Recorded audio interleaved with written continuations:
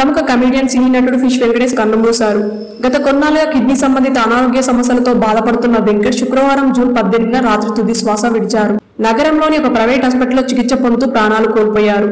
ఆయన 2 కిడ్నీలు పాడవడంతో డయాలసిస్ కోసం కుటుంబ సభ్యులు కొన్ని రోజుల క్రితం హాస్పిటల్లో చేర్చారు.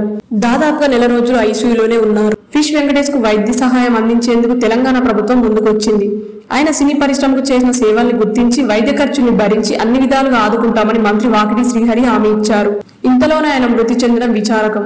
2002లో ఎన్టీఆర్ నటించిన ఆది సినిమాలో ఒక్కసారి తొడగొట్టు చిన్న అనే డైలాగ్ తో ఫిష్ వెంకటేష్ పేరు ఇండస్ట్రీలో మారుమోగిపోయింది. ఆ సినిమా తర్వాత వచ్చిన వివి వినాయక్ డైరెక్షన్ లో వచ్చిన చాలా చిత్రాల్లో నటించారు. తనదైన విలక్షణ నటనతో తెలంగాణ యాసతో కామెడీ పండించేవారు ఫిష్ వెంకటేష్. ఆది సుబ్రహ్మణ్యం, ఫర్సెల్, బన్నీ నాయర్, అదుర్స్, ఆంజనేయులు ఇలా 100కు పైగా చిత్రాల్లో హాస్య నటుడిగా, క్యారెక్టర్ ఆర్టిస్ట్ గా సినీ ప్రియులను అలరించాడు. ఫిష్ వెంకటేష్ కు 2 కిడ్నీలు మార్పిడి చేయాలని వైద్యులు తెలిపారని ఇటీవల ఆయన భార్య కుమార్తె మీడియాకు వెలువడించిన విషయం తెలిసిందే. వైద్య సేవలు పొందలేని పరిస్థితిలో ఉన్నామని, దాతలు ఎవరైనా ఉంటే సహాయం చేయాలని ఆమె కోరారు.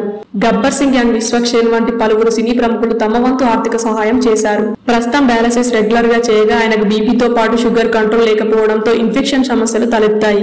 మిగిలిన ఆర్గాన్స్ కూడా బాగా దెబ్బతినడంతో ఆయన బాడీ ట్రీట్మెంట్ కు సహకరించలేదు. దీంతో మృత్యుతో పోరాడుతూ శుక్రవారం రాత్రి కన్నుమూశారు.